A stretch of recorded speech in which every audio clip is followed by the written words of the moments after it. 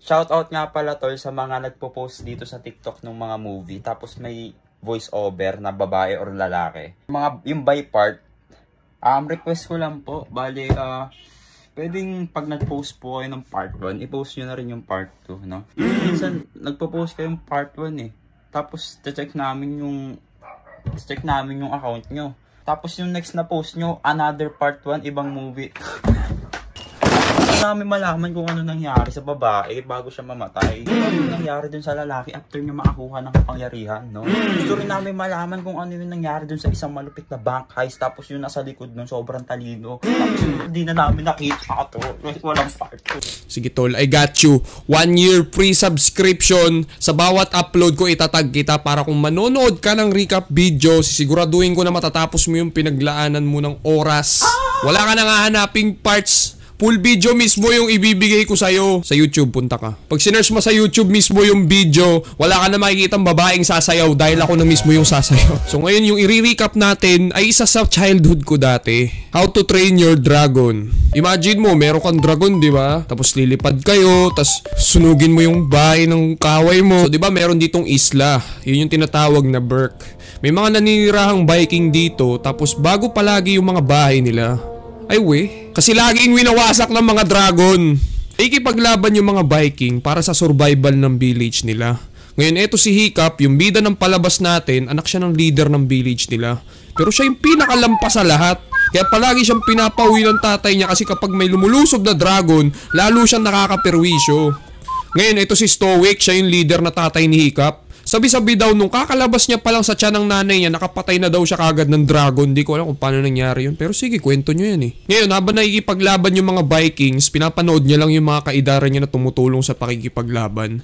Nangangarap lang na balang araw, makakapatay din siya ng dragon para mapansin siya ng tatay niya pati crush niya na si Astrid. Pero di basta-basta ordinaryong dragon yung gusto ni Hiccup. Gusto niya mapatay yung Night Fury na wala pang nakakapatay. Kumbaga sa Pokemon, gusto niya mahuli yung legendary. Kaya kinuha niya na yung chance, nagdala siya ng parang crossbow na panghuli, nag-aantay siya ng dragon hanggang sa nakakita siya ng pagsabog na galing sa dragon tapos binaril niya na lang bigla. Narinig na tumama dun sa dragon yung paghuli niya. Yes! Nakahuli ako! Pero sinalubong din siya ng dragon na naimbitahan niya sa village na nakaperwisyo na naman. Pero buti na lang nailigtas siya ng tatay niya. Tatay, nakahuli ako ng Night Fury. Shut the fuck up, Hiccup. Sa tuwing lumalabas ka, nanganganib ang buhay natin. Umuwi ka na. Kaya inatid siya ng kaibigan ng tatay niya na si Gabber pa uwi. Pero lumabas din siya sa kabila para tignan yung nahuli niyang dragon. Shit, mukhang jumakpat talaga si Hiccup dahil Night Fury mismo yung nahuli niya. Okay, oras na para patayin ka. Para makuha ko na yung approval ng tatay ko tsaka para magkajowa na ako. Pero for some reason, nung tinignan niya yung mata ng dragon, hindi niya nagawang patayin. Tapos hindi lang yun, mukhang nababaliw na yung bida natin kasi talagang pinakawalan niya na parang bagong huli lang na isda. Sinakmal tuloy siya ngayon. Pero nakakagulat kasi hindi siya kinain. Ngayon, gusto niya sabihin sa tatay niya na hindi niya kayang pumatay ng dragon pero bad timing siya. Kasi pumayag na yung tatay niya na mag-training siya kung paano siya pumatay ng dragon eh. First day of dragon training, pinakawala na yung dragon. Sinubukan nilang i-defend yung sarili nila sa pamamagitan ng mga shield. Yung mga kasama niya na out, tapos si Hiccup niriri si Astrid. Tara, duo tayo. Pero as always, lampa pa rin si Hiccup. Tapos muntik pa siyang mabugahan ng apoy. Buti na lang, naligtas siya ni Gabber. Tapos sinabi sa kanya, laging papatay yung mga dragon. Kaya nagtaka si Hiccup, bakit hindi siya pinatay nung Night Fury? Pinalikan niya na naman. Tapos nakikita niyang nahihirapan lumipad kasi na-damage na yung pakpak sa likuran. Oh shit. So ngayon, loner si Hiccup sa kantin nila, binasa niya yung libro tungkol sa mga dragon. Inaral niya yung iba't ibang mga dragon. Nakita niya yung pangalan ng Night Fury pero wala ng ibang detalye kasi wala pa nga nakakahuli.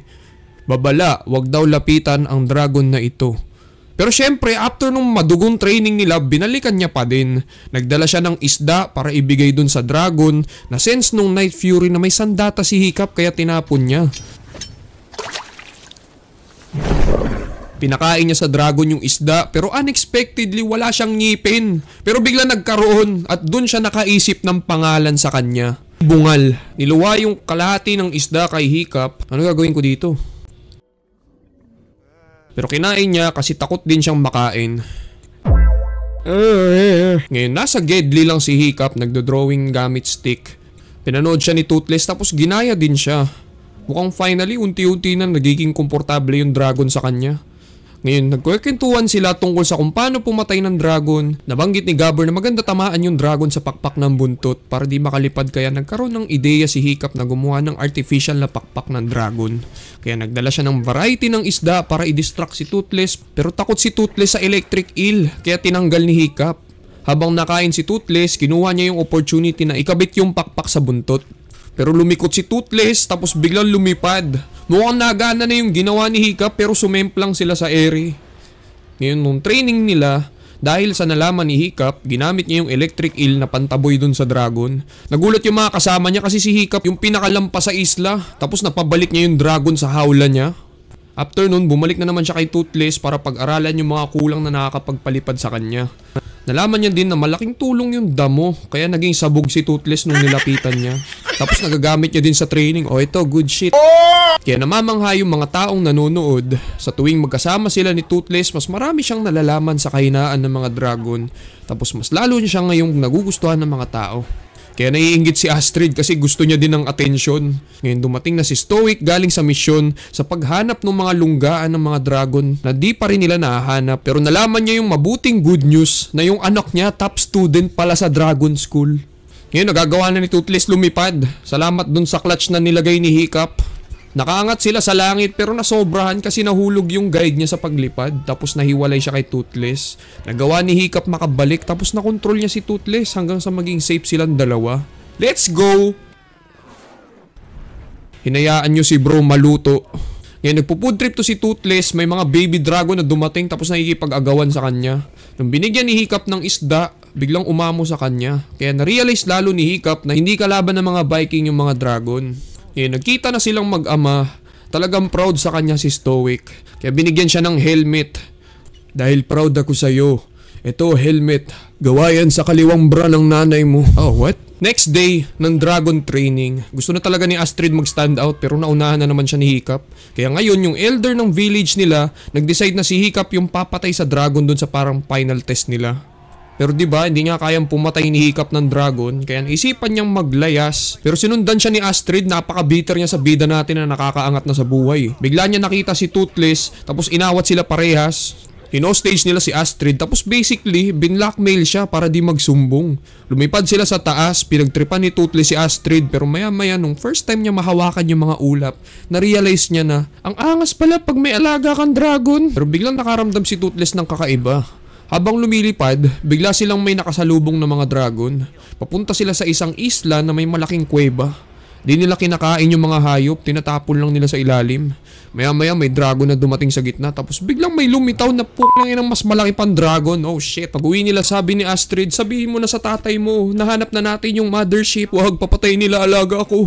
Matagal na nila nahanap yung lunggaan ng mga dragon, tapos ngayon di mo sasabihin para di nila patayin alaga mo. Yes. Okay. Sige, kita na lang tayo bukas. Yee! Tigilan mo nga ako. So ngayon may speech tong si Stoic kung gaano siya ka-proud sa anak niya dahil finally dumating na yung araw na papatay si Hiccup ng dragon. Ngayong araw, ang anak ko ay magiging Viking. Ngayon naganda na siya sa arena, kumuha siya ng pinakamaliit na sandata. Sinalubong siya ng dragon na umapoy pati balat.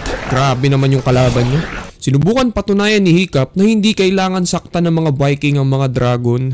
Pero nung papatunayan niya na sinira ng tatay niya yung moment, sumigaw yung tatay niya na itigil ang laban! Kaya nagulat yung dragon tapos inatake si Hiccup. Narinig yun ni Toothless kaya pinuntahan siya. Night Fury! Dinipensahan si Hiccup sa loob tapos naglalaban sila na parang Pokemon. Aatakihin dapat ni Toothless si Stoic. No! Tatay ko yan. Ngayon pinagalitan na naman siya ng tatay niya. Kung tutusin nga dahil sa kanya, alam niya na yung mga kainaan ng dragon eh. Tapos biglang nabunyag ni Hiccup na dahil kay Toothless, nahanap nila yung island ng mga dragon na matagal na nilang hinahanap. Ikita anak, kakampi mo sila. Kaya hino-stage nila si Toothless tapos siya yung nagsilbing kompas kaya nakadating sila sa island. Alam ni Hiccup, magiging delikado yung sitwasyon kaya nang hingi siya ng tulong sa mga tropa niya, tinuruan sila mag how to train your dragon.